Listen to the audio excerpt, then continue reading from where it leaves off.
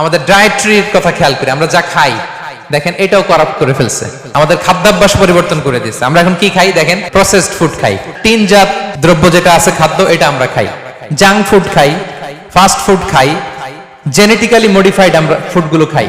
ফলে আগে আমাদের মুরব্বীরা বাপ দাদারা যে এনার্জি পেত ওই এনার্জি আমাদের গায়ে নাই, ঠিক কিনা বলেন? আমাদের ফুড করাপ্ট হয়ে গেছে। এখন ডাক্তারের কাছে গেলে বলে লাল মাংস যে খায় আমার সিরিয়াল দিবেন না, গরুর গোশত খেলে আমি দেখি না, এরকম বলে।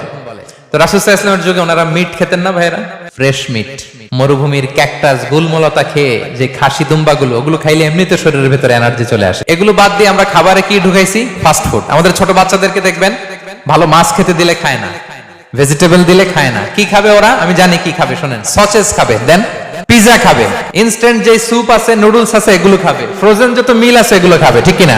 তাহলে আমাদের ডায়েটরি সিস্টেমকে চেঞ্জ করে দেওয়া হয়েছে। আমরা অনেকে মনে করি আমরা বোধহয় এখন